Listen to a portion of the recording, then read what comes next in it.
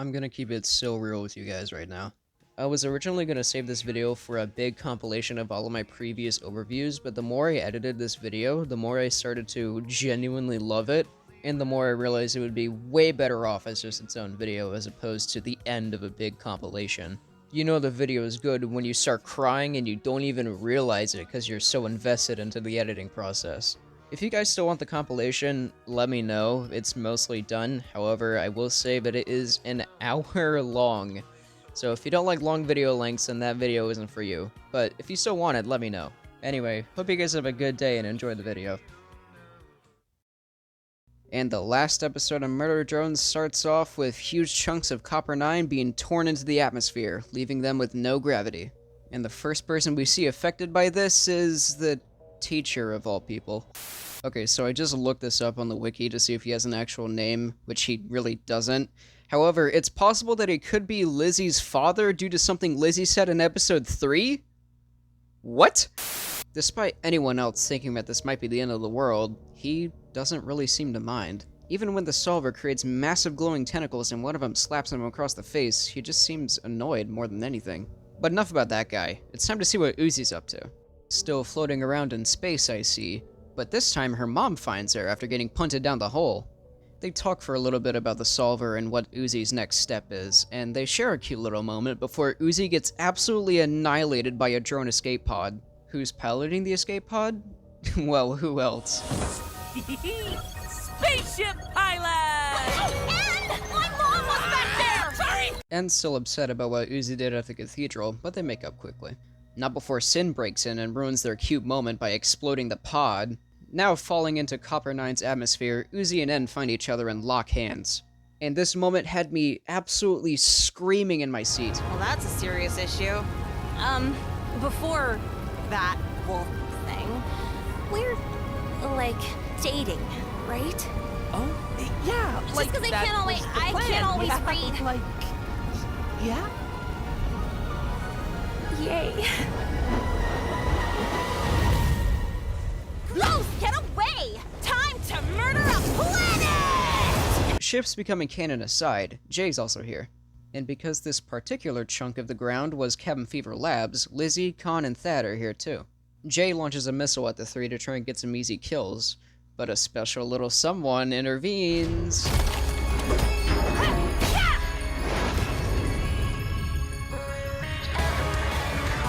V's grand re-entrance leads to a fight between Jay and V, while Khan, Lizzie, Thad, and the Sentinel stand in as comic relief. During their fight, Uzi suddenly appears and does whatever this move is, and N and Uzi land stylishly on what appears to be the ruins of Cabin Fever Labs.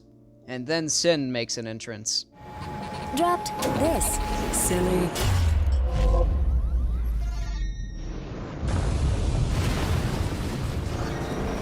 Sin does a horrible job of hiding her favoritism as Uzi and N prepare for a fight. N is, however, extremely terrified. And immediately Sin goes for the kill shot and rips out Uzi's core from her chest. N steps in and saves Uzi from her core getting eaten like dolls, causing her to barely survive. Unfortunately, this causes Sin to absolutely destroy N's body, making another traumatic event for him. As Uzi regains control of her body, she makes a quick escape into a corridor with N's body. And Sin can just not stop looking horrifying, cause Jesus Christ, that face. Uzi tries to find a place for her and N to heal, while Sin is right behind them. Leg. Sin tries to possess Uzi using the callback ping while her and N are hiding nearby. All the while, N's either having a panic attack or a PTSD episode due to Sin's actions. As Uzi helps calm N down, they hear V's voice in the hallway. Uzi thinks it's a trap, but N takes a gamble. V, stop!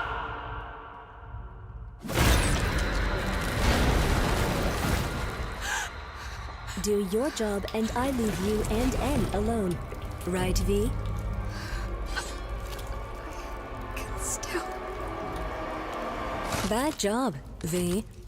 This causes Sin to immediately target V, with Jay waiting outside the building. Sin's about to consume N's core when the most unlikely of heroes steps in. Squirmy world. God fucked it. My apologies, Khan. I did not realize your hyperfixation with doors would eventually lead to something good. Uzi then steps in to save V and N from Sin, or as she calls them, weirdly hot robots. Uzi then showcases that she's mastered her solver, fully able to resist the callback ping from Sin. And now equipped with Nori's pickaxe and an upgraded railgun, the final fight begins.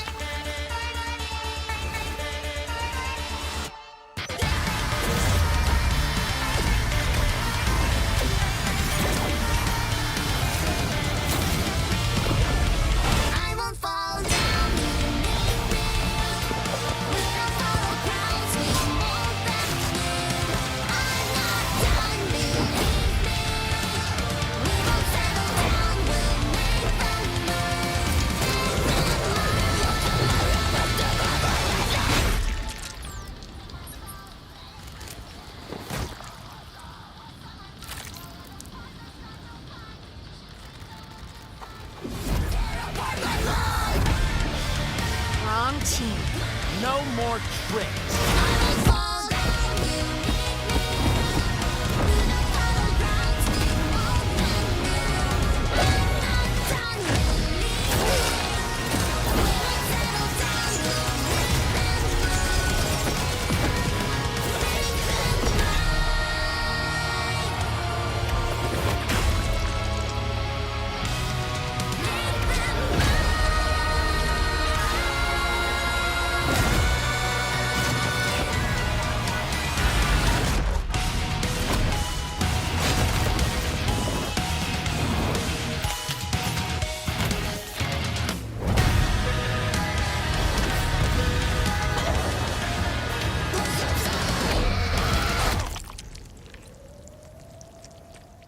After Uzi rips Sin's core out, she uses that move from the beginning of the episode again, but on Sin's core.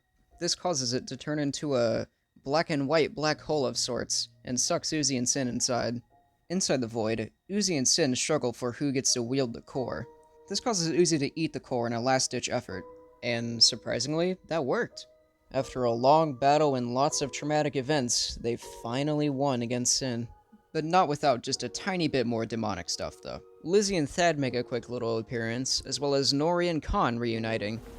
You don't know me and I hate you!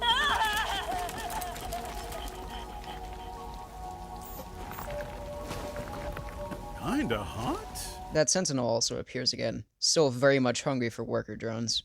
I swear, they're gonna make a new series of this and Thad's gonna end up having it as a pet dog or something. And Uzi and V also reunite, but V notices something about Uzi that makes her put her guard up. The camera pans up, and Uzi has yellow and purple eyes now. Uzi is... Oh, hell yeah! I'm a damaged OC. One transition later, and we're in the classroom where Uzi's giving a presentation to her class. And Uzi says that she doesn't hate it here as much. And cheers for his new girlfriend and throws a paper airplane at V.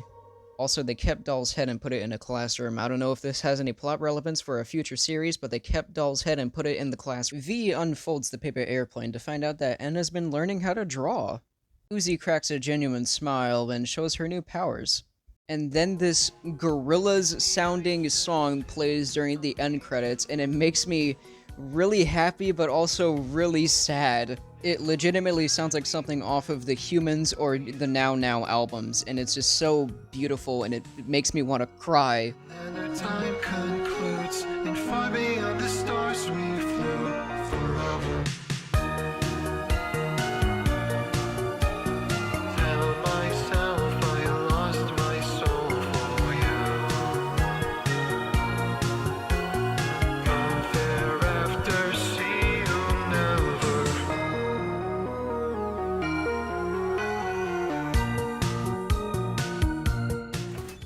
We end with a shot of Uzi staring at a mirror in her locker. Sin, who is now possessing Uzi's tail, shows up and puts a bow on Uzi, recommending that she wears it. And that's the end.